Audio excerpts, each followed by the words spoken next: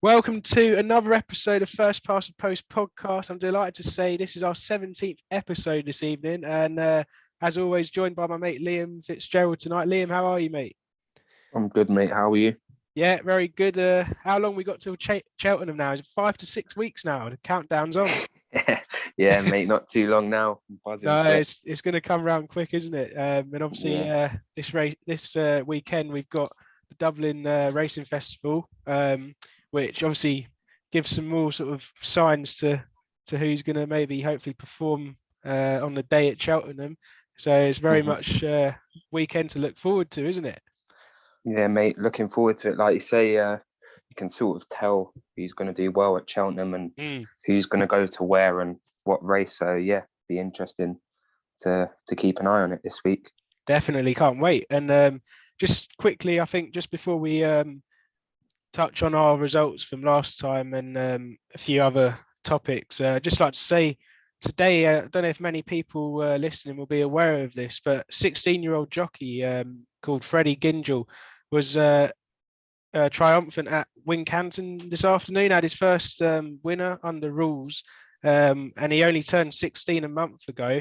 And he paid tribute to this win because his mum unfortunately died of cancer in May 2020. So just like to say, like, well done to him, and he won on the horse West Approach for Colin Tizard, and Wincanton's his local course, and yeah, for only turning 16 a month ago, I think fair play to him. I hope quite a few people get to know about that story.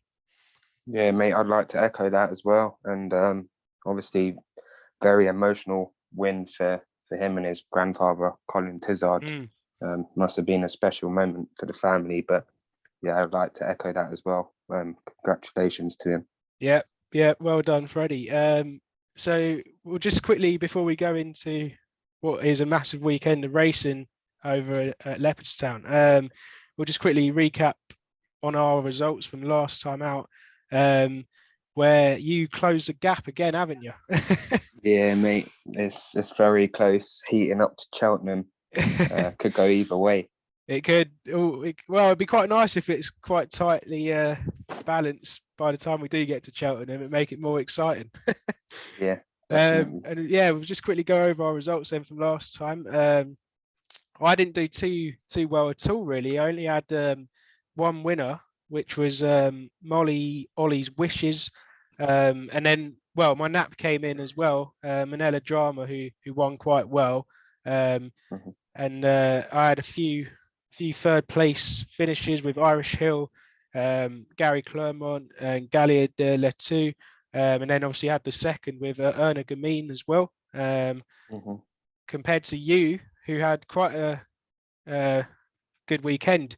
You had 3 or 4 winners, including your nap, Cat Tiger, Unexpected Party, Shishkin, of course, and your nap was Mhm. Royal Pagal, who again won well, and it was quite good. That I think that was the first time both of our naps have come up in one weekend, isn't it? I think.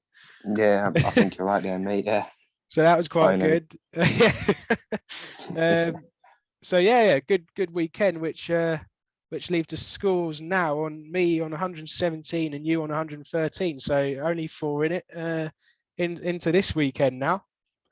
Hopefully, I can steal the lead again. Yeah, and before we go into the Dublin Racing Festival weekend, shall we just quickly touch on what was a quite astonishing race between Shishkin and Erna Gamine? Yeah. Well, we all wanted to see it, and it certainly didn't disappoint, did it? I mean, No. in what price did Shishkin reach in running? Was it about 8-1?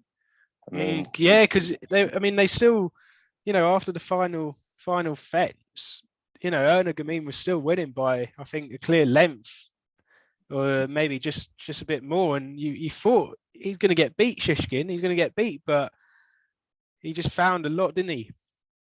yeah, I mean, he showed he's got that big engine, Mm. which we all knew he had, but in my opinion, anyway, he is the better animal out of the two of them, and be interesting to see at the festival. But I can't see anything but the same result. Didn't think Shishkin's jumping was as great. No. Sort of jumped to his left a little bit. probably gave away a lot of ground Mm. doing so. But I still think we'll get the same outcome at the festival, hopefully. Anyway, Yeah, another British winner. it would be good to see the rematch between the two. Hmm. I mean, I'm not. I mean, we spoke about it after the race. I wouldn't be so sure in sort of maybe Shishkin winning as easy because obviously how he won the other week. But I mean, I'm interested now to see the battle again between the two, and yeah, I wonder now if they've had their time to come up against each other. Shishkin, like you say, wasn't at his best with his jumping, and then still found a way to win when everyone thought he's going to get beat. So does that maybe tell you that if he doesn't get beat there, he never will? I'm not so That's why sure. I sort of think. Obviously, like I said, he wasn't at his best jumping wise, and he still managed to win. Yeah, Probably gave away a lot of ground. So if he was better with his jumping, he'd probably win by a bigger distance. yeah. I think you could be right. But yeah, roll on Cheltenham with those two. So yeah, so should we we'll get into our selections then for the big weekend ahead over at Leopards Town. Yeah, I'll let you kick things off, mate. Yeah, so we got start off with the 5 past 1. I've gone for Hollow Games. Quite an interesting horse, exciting horse for Gordon Elliott. Davy Russell taking the ride. Won both bumper starts last year, and then won on debut over hurdles when, very, very strong favourite when he went off at 1-9. Down Royal took a step up in grade when winning a grade 3 at Navan, and just behind Grand Jury when third in a Nace grade 1 last month. But unfortunately lost his unbeaten record. But that was among the best sort of form on offer, and he should sort of appreciate going back up in trip as well. And obviously you've got Grand Jury in this race as well. But I think with that step up in trip, going back up in trip, I think that might sort of work in his favour, and I'll be inclined to go with Hollow Games for this one. I'm going to take you on there, mate. I'm going to go with Manila Crooner, who I actually really do rate as a horse. He won 2 bumpers before finishing runner-up in quite a strong maiden hurdle over 2 miles 4. Stayed on well that day, and he followed that up by winning last time out.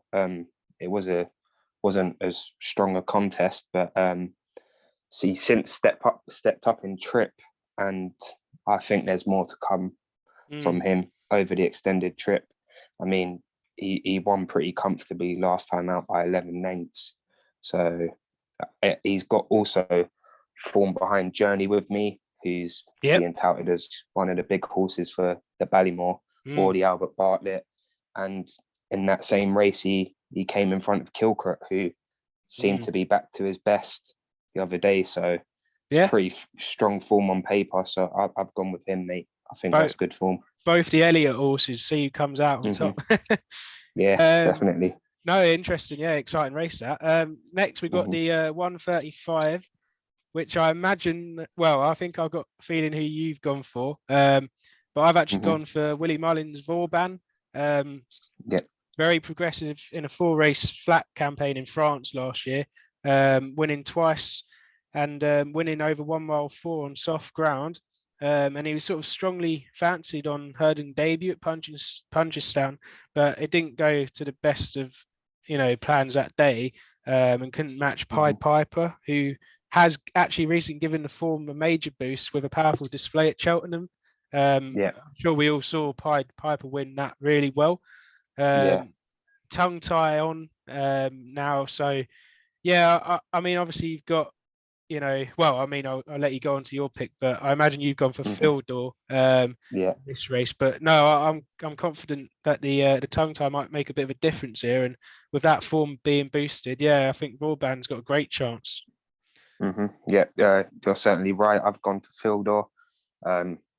I just think the other day after Pied Piper won, Gordon Elliott was asked who's the better horse, Fildor or Pied Piper. And he said categorically, just said Fildor. Yeah. straight out. Said he works better at home, and I think Fildor looks like a magnificent horse. Obviously, 100% record. So far unbeaten. Course and distance winner when he won a Grade 2 last time out here, and he's likely to improve on that.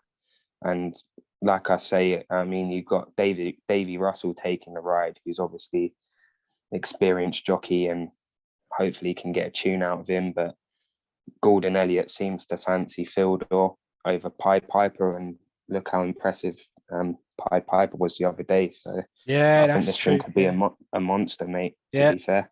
No, I rate that. I wasn't actually aware that he came out and said that, so it's quite interesting to hear. Yeah. I think he was literally just asked Pied Piper or Fildor, and he said Fildor. So might have to. I might have to change my selection up. I might not have to go for Vauban. No, I'll still go with him.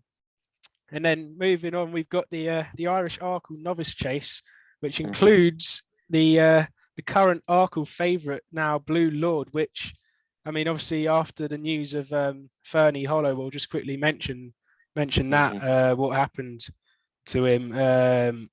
Very unfortunate injury, and sort of has made. Well, now obviously Blue Lord's gone into favourite for the Arkle, but it's just sort of put a bit of a downer on it because we all wanted to see Fernie Hollow, and obviously he was the fancied favourite. I know you had a nice anti-post bet on him. Yeah.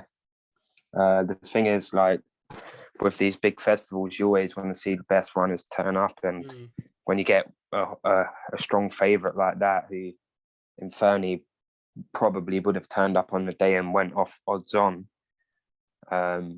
it's always going to lessen the quality of the race, and just hopefully has a speedy recovery and comes back the same horse, because I know he has had a few problems in the past with injuries as well. So yeah, gutted, but hopefully he bounces back stronger. Yeah, no, I agree. Hopefully Fernie Hollow can come back, and hopefully he's all right and recovers well. But yeah, and then obviously talking about Blue Lord, I've gone for Blue Lord in this race. Obviously, we all know he's sort of like a very smart novice hurdler last season, when he was placed in 3 Grade 1 events, when he was actually included as second to Bob Ollinger at Naas.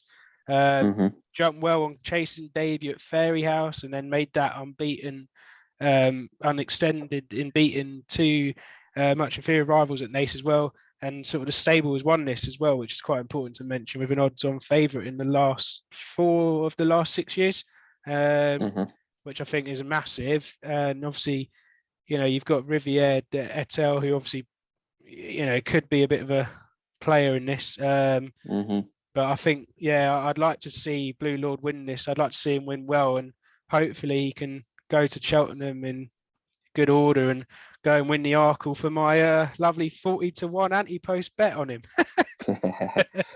Yeah, I've gone against you again here. I've actually gone for Saint Sam. He placed in a Grade 1 as a juvenile hurdler last season. He was favourite for the Boodles at Cheltenham as well, the Cheltenham Festival. Ended up coming second there to Jeff Kidder. Probably wasn't the greatest over hurdles, to be fair, but still wasn't too bad. Obviously won on his Chasing debut last time out, when he was rated 142, and I just think I really think he could be maybe an outside player for the Arkle, and I've gone with him here. I mean, he won comfortably last time out by 9 lengths. Was really impressive. So I think he's actually maybe one that I might go for at the festival, to be fair, for the Arkle at an outside price. Either him or Haute en Couleurs. Yeah. But, that's my pick, mate. I've gone for Saint Sam. Think he'll come on a lot for his last run. Well, I hope you can say that you'll be supporting Blue Lord on the day just for my anti-post bet. I'm sorry, mate, but I don't think I will be. You've got to, just for me, surely. No, I mean, that's massive though, isn't it? 40-1. I mean, Yeah. Let's hope, mate. Let's hope on the day it can happen. But fingers crossed. I can't wait. Yeah. Moving on to the 245. This is the big handicap, which I'm actually quite fond of the name of this race. It's the Paddy Power. I'd love a can, but pints are cheaper handicap hurdle, which is quite a good name. And obviously, I think 24 odd runners in this. The market opens up at 5-1 at the moment with what you can say favourite in Panda Boy, but I've gone for Priory Park. Mark Walsh on board. He's won his last two, where his last run was actually quite impressive. He sort of went second and then really made the challenge when sort of coming into the final running, led towards the finish and sort of, really quite impressed me actually. So I wouldn't be surprised if he goes on to go for the free timer. And I think, more than capable of doing it. And I've gone for Priory Park, We always say about these big handicaps, don't we? I dread them, mate. Certainly not ones that I enjoy having a bet in. No, definitely not. I've gone for Futurum Regem. He's actually got quite consistent form. His last three runs, 1-1-3. He's a 6-year-old. His best winners come off of a mark of 1-1-6. He runs off of a mark of 1-2-4 here. And looking at some of the other big contenders in the field, he's actually quite reasonably weighted. So that's who I've gone for. But like I say, these big handicaps, anything can sort of happen, and it's certainly not one I'll be having a bet on anyway. No, I mean yours has got a bit of value there as well, anyway, isn't it? Currently, I think 10-1. But I mean, best of luck to the both of us, I think, in that one. Next, we got three left. We got the 315, the Paddy Power Irish Gold Cup, which includes quite a few very talented horses in this. I've gone for Asterion Forlonge, and I'm. What's that laugh for? No. I know why you're laughing. I mean, is this going to be the time he stays on his feet? That's the thing, mate. Obviously, a very talented horse. I love him. Hopefully, he can. If he can stay on his feet, then you never know. You don't know. I mean, you look back to the King George on Boxing Day, and sort of, he was giving chase to the winner, which was obviously eventually Tornado Fly, but yet again he fell at the last. And then obviously we all know he unseated in the John Durkan at Punchestown, and I think he probably would have maybe arguably gone on to win that, beating Allaho. But I'm just keeping faith in him, mate. I am. If he stays on his feet, I think, I'm going for Asterion Forlonge definitely in this. You're a braver man than me, mate, for sure. I'm going to go with Frodon. Yeah. He's got form over Manila Indo. Sorry, that was at Down Royal, wasn't it? Beating Manila Indo this season. Obviously, won the King George last year. I think he's a top horse, mate. Look at the other horses in the race, and you've got like the likes of Kemboy, who's sort of prone to a mistake. I don't think you can rule him out, though. Yeah, definitely not. But he makes one too many mistakes for my liking sometimes. But go on. Obviously, you got Asterion Forlonge. Yeah, there's another big threat, but probably would prefer it going right-handed instead of left-handed. Obviously, this is a left-handed track, and like I said, got the form over Manila Indo, who hasn't looked his usual self lately. So I've gone with Frodon. I just think he should be at the top of the market where he is, to be fair, and I think he's justified favourite for sure. And I just think just one thing to mention about Kemboy there, I think that last run, sort of he had quite a decent display when he came third in the Savills chase. I think that's quite that was quite a reassuring display, I think, from him, which could be giving him a big chance going into this. And then obviously Manila Indo, you've touched on there. Robbie Power actually takes a ride, which is quite good to see him back riding.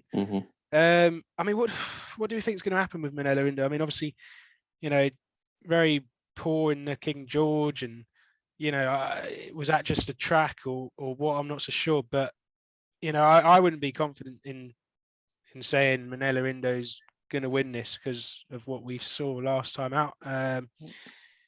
What do you think, Manila Indo?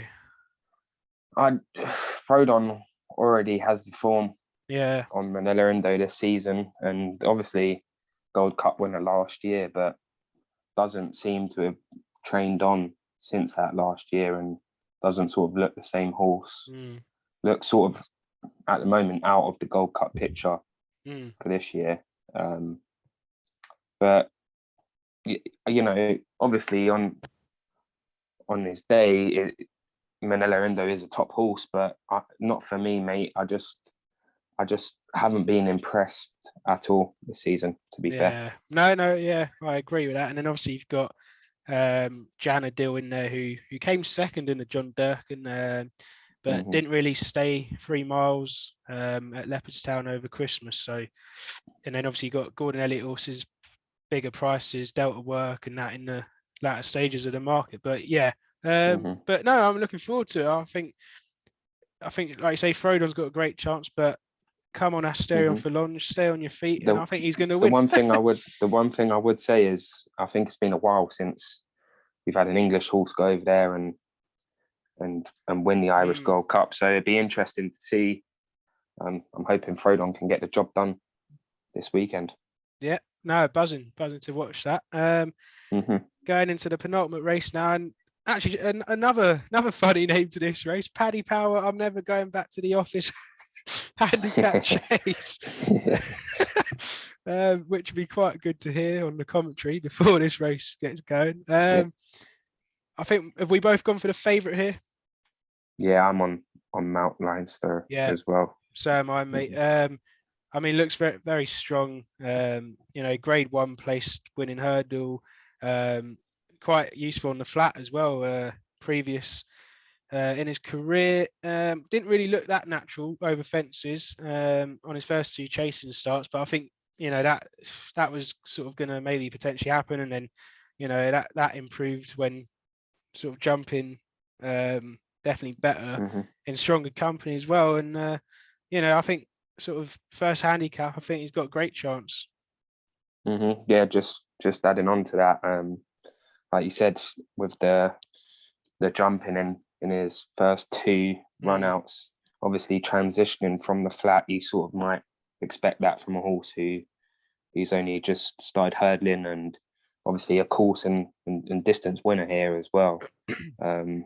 Looks decent form, and looking at his form coming behind the likes of Haute en Couleurs, I know obviously beaten by some distance, but I mean that's one of the leading contenders for the Arkle, so you wouldn't sort of expect him to be beating a horse like Haute en Couleurs, but yeah, for sure. I can't really add on much to what you said. I think you hit the nail on the head there.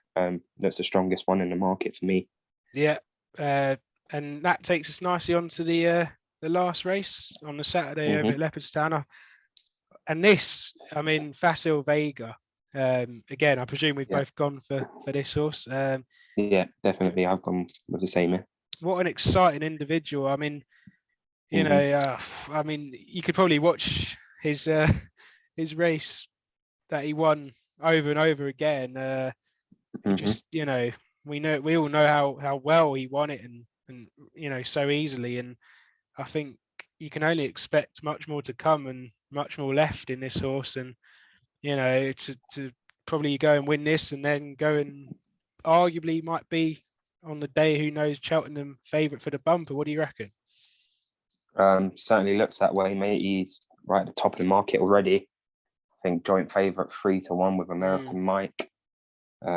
Really impressive on his debut. Obviously, like you said, put in a really solid performance, and like turning for home, he sort of had it wrapped up already, barely off the bridle at all. And yeah, I took the 10-1 on him for the champion bumper, and doesn't look a bad bet now, especially if he wins this contest here. Not at all.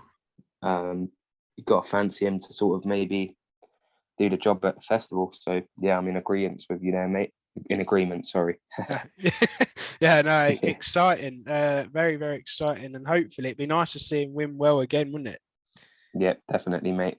100%. Yeah, brilliant. So, and then we'll just touch on our naps, and then we'll just quickly go over.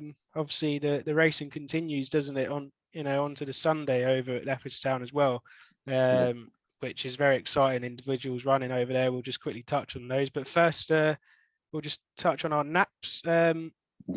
Should I kick start? Yeah, go on, mate.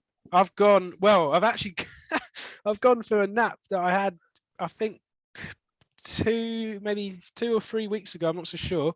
Radetzky. I tipped it up, and it actually won. And I see the horses running again at Lingfield on Saturday in the 2:51, which is a bit of a funny time, but yeah, the 2:51 at Lingfield, and I think I'm going to go for him again. I think.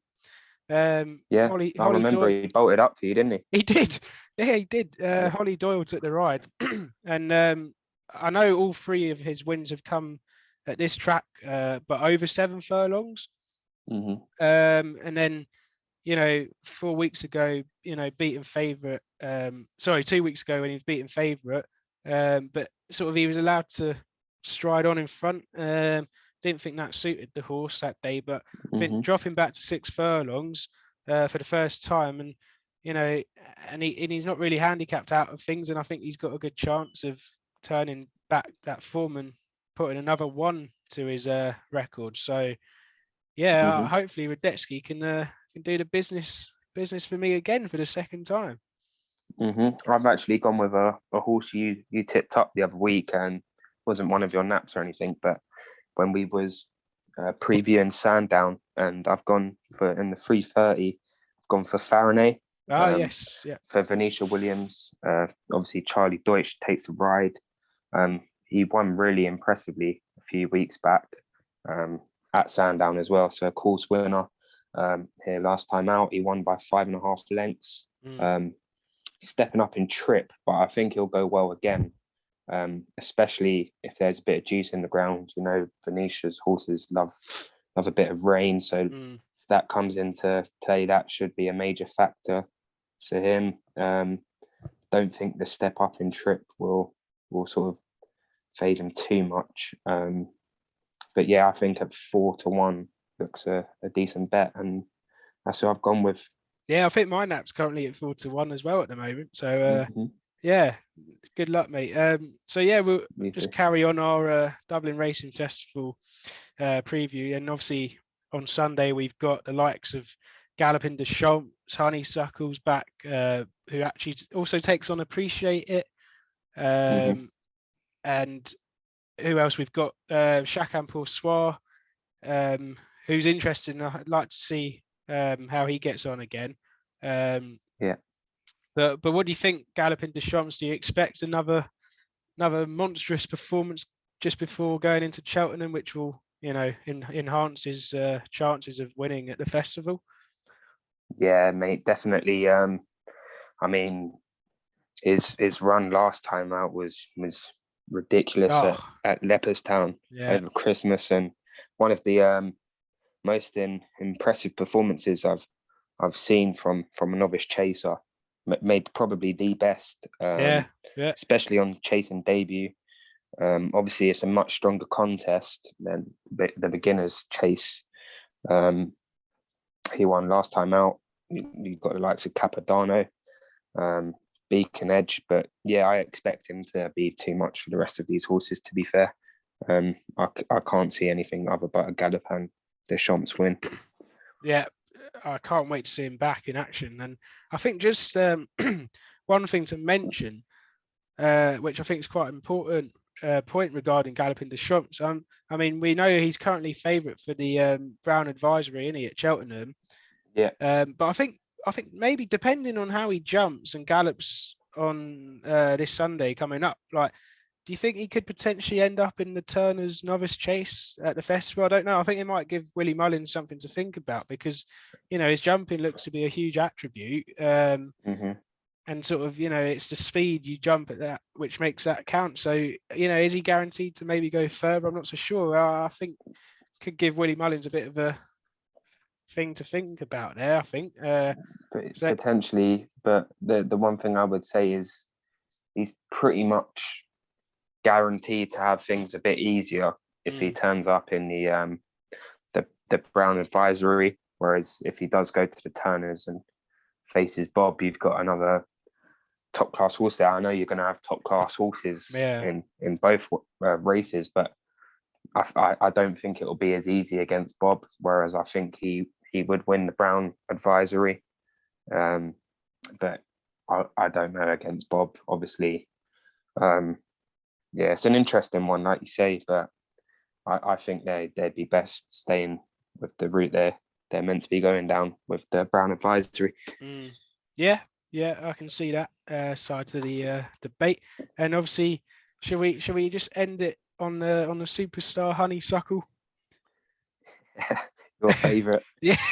Oh mate, I mean, I think we all really, we're all fond of this horse, but no, I love her, and I think, we say it every time because she's just, she always wins so well, and she's never been beaten yet. But there ain't no horse who, I just can't see any horse beating her. Like, I can't even see, I mean, well, it'd be interesting now because I appreciate it's going to be running, but that might sort of, spice things up a little bit. But I just can't tell you, mate. Nothing will beat her. I really can't see it. And the way she gallops and jumps, and with Rachel, the connection that Rachel Blackmore and the horse has got together, I mean, you just expect her to go and win every time now. I don't think Appreciate It's good enough to give her weight for sure. So I can't see anything else but another Honeysuckle win. And then it'll probably be the same at the festival. Win at the festival. Exactly. Yeah, exactly. So like you say, mate, certainly doesn't seem like there's anything out there at the moment to sort of really trouble her. Well, so we look forward to it. So I enjoyed that Dublin Racing Festival, big weekend of racing ahead on both, of course, a Saturday and Sunday. Thank you everyone for listening. If you want to follow us on Twitter at FPTP Podcasts, give us a little follow on Instagram as well at First Past the Post Pod, and most importantly, it'd be really appreciative if you could subscribe to our YouTube at First Past the Post Podcast, and of course the same on Spotify, and subscribe. It would help us out a lot. We appreciate all the support we've had recently as well with recent episodes. So and then hopefully potentially we could have another guest lined up for our next episode, we hope. So definitely, that'd be a good one to it. So thank you everyone for listening, and enjoy the big weekend of racing ahead. Thank you guys.